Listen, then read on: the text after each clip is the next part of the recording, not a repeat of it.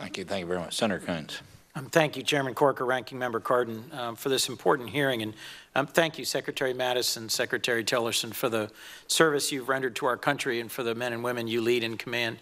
I think it's important that we as a committee come together in a bipartisan way and provide you with an updated authorization for the very demanding and difficult work that your men and women are doing around the world. I think the tragedy in Niger, the loss of 4 American soldiers, helped focus us on the fact that we've got citizens and we've got senators who are unclear on exactly where in the world we are engaged against this morphing, changing enemy in a new era of skirmishes, as you put it, sir. And in the opening list you gave of roughly, I think, 19 countries, I'll tell you it's striking. A majority of them are on the continent of Africa, in a region that is not that familiar to many senators and many Americans. So I'll just assert that I believe it to be in our national interest to have a renewed, clearer, strengthened authorization of the very difficult work that you and the folks you lead are doing around the world. And I take seriously the risk presented of potentially emboldening our adversaries and undermining confidence of our coalition partners if we do it in a way that is rough-hewn. But at the same time, it just defies my sense of our role to accept that a 2001 AUMF, where, as Senator Flake put it, fewer than 1/3 of the currently serving Congress voted for it, has become so attenuated, I think was your phrase, so convoluted, that it's hard to trace a path from 2001 and al-Qaeda in Afghanistan to young American men and women serving in the Philippines or in Yemen or in Niger. So we have to do this, I think, together. And I find it beyond my ability to get my head around that we must authorize an unlimited war that has no limits of geography, of time, or of an oversight mechanism. So I commend my colleagues who've put together what I think are strong drafts and that attempt to tackle this. And I frankly think on both sides we're going to have to make concessions in order to provide our warfighters and our diplomats with the authorization that makes it clear what we intend to do and for how long we intend to do it. I think that strengthens our country. I think that shows democracy at work, but it also means we're going to have to take some risks. Talk to me, if you would, for a moment about how we make sure that our citizens, that our senators, know where we are fighting beyond the current system of notification, because I think it is not fully effective.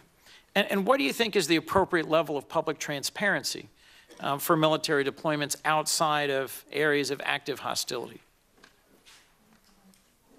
Is it helpful? Is it important? And how do we strengthen accountability to the Senate and the public of where we're deployed, and what are the limits on that? Senator, I would just say that in my department's case in FY16, we submitted 901 reports to the Senate, which for the number of days you're in session is about 6 a day. It has been added in FY17, another 175, so we'll be submitting 7 reports a day. Under the War Powers Resolution notification that comes in, Niger has been reported every 6 months under the previous administration, as well as under our current administration. The most recent in June reported about 645, thanks to the appropriation by the Congress to work on an airfield. We have actually got probably 150 more there right now, engineers working on an airfield with the money you provided to make the airfield that will provide more ISR opportunity for our troops in that region. So I think the most important thing is we look at the reports we're giving you to see if we're just burying the important information inside a mass of reports that pour into you every day, literally, and make sure that maybe tier 1 issues that, and this would be, you would decide tier 1, that we're highlighting that information to you to include in any closed hearing briefings that filled in any gaps you sensed. Thank you, Mr. Secretary. Secretary Tillerson. Well, Senator, I think what you've really put your finger on is what is, I think, concerning, I'm hearing concerning this committee and others, and that is the level of transparency and understanding of where our forces are deployed and in what role they're deployed and to what levels they're deployed, and what's the expectation for the likelihood of combat engagement.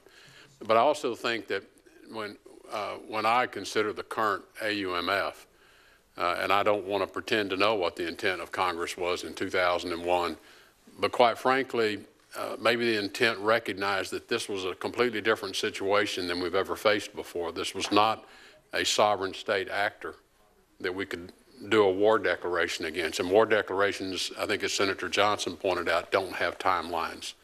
We didn't tell the Japanese we're going to come out and fight for 3.5 years and then we're going home. And we've done that. We've done that under this AUMF. We've announced withdrawal from Iraq, and we see what happened.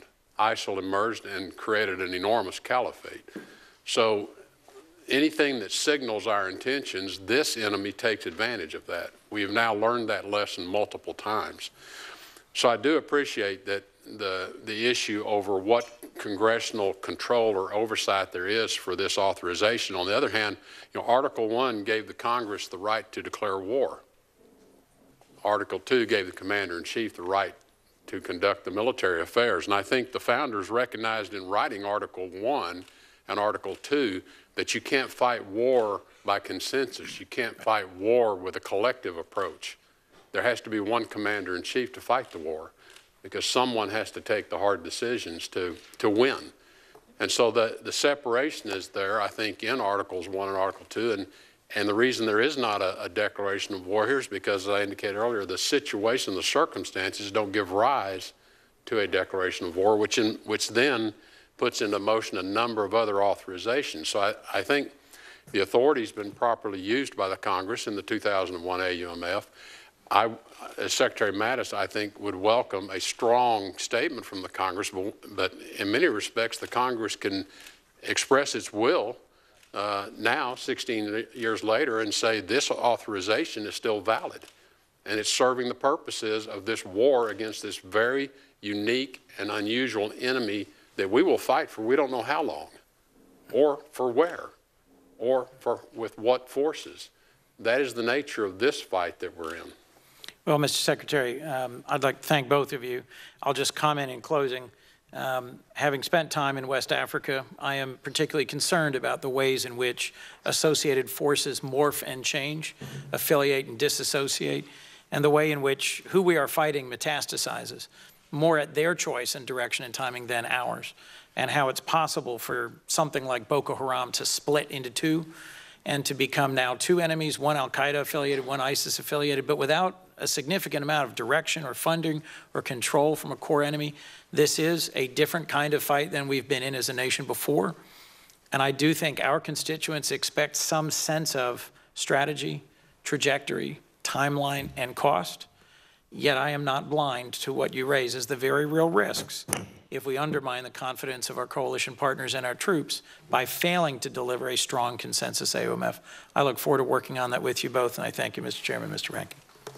I will say, before turning to Senator Isaacson, with few exceptions, I've been here 11 years, I really haven't heard a member specifically raise questions or criticize efforts that are underway against ISIS, al-Qaeda, Boko Haram.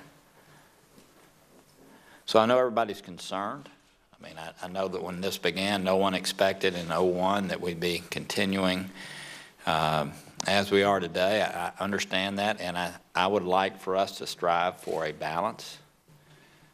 But in fairness, and we may hear it, I know there's one member here that may express that in just a moment, but I really haven't heard a member go down to the Senate floor and criticize the Bush administration as it relates to al-Qaeda now, the Bush administration, the Obama administration, or this administration yet, relative to the activities they have underway. It does seem to me that the Senate and the House, generally speaking, do support the efforts that are underway. So with that, Senator Isaacson. Thank you, Mr. Chairman. Senator Mattis, I want to thank you very much for mentioning the name of those 4 soldiers in Niger who lost their life last week.